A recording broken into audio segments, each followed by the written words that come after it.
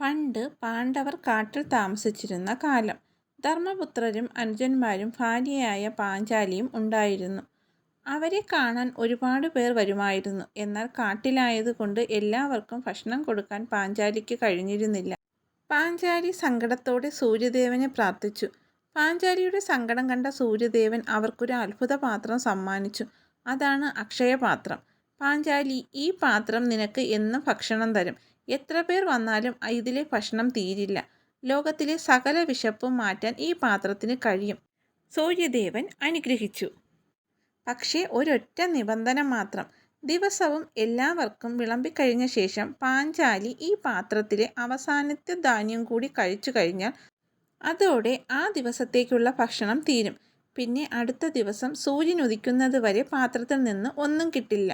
അങ്ങനെ എല്ലാ ദിവസവും നൂറുകണക്കിന് ആളുകൾക്ക് പാഞ്ചാലി അക്ഷയപാത്രത്തിൽ നിന്ന് ആഹാരം വിളമ്പി. എല്ലാവരും സന്തോഷത്തോടെ ഭക്ഷണം കഴിച്ചു. അതിനുശേഷം പാഞ്ചാലി ആഹാരം കഴിക്കുമ്പോൾ ആ ദിവസത്തെ ഭക്ഷണം തീരും. ഒരു ദിവസം പാണ്ഡവരെ കഷ്ടപ്പെടുത്താനായി ദുര്യോധനൻ ദുർവാസാവ് എന്ന മുനിയെയും അദ്ദേഹത്തിൻ്റെ ശിഷ്യന്മാരെയും ഊണ് കഴിക്കാൻ പാണ്ഡവരുടെ ആശ്രമത്തിലേക്ക് അയച്ചു. ആ സമയം എല്ലാവരും ഭക്ഷണം കഴിച്ചു കഴിഞ്ഞ് പാഞ്ചാലിയും തൻ്റെ ഊണ് കഴിച്ചിരുന്നു. അതുകൊണ്ട് പാത്രത്തിൽ ഒരൊറ്റ വറ്റുപോലും ഉണ്ടായിരുന്നില്ല.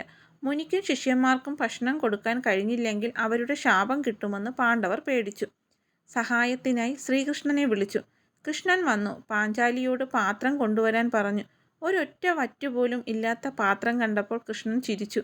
പാത്രത്തിൽ പറ്റിപ്പിടിച്ചിരുന്ന ഒരൽപ്പം ഇലക്കറി അദ്ദേഹം എടുത്തു കഴിച്ചു. എന്നിട്ട് പറഞ്ഞു, ഹായ്, വയറു നിറഞ്ഞു. ഇതിലും നല്ല ഭക്ഷണം ഞാൻ കഴിച്ചിട്ടില്ല.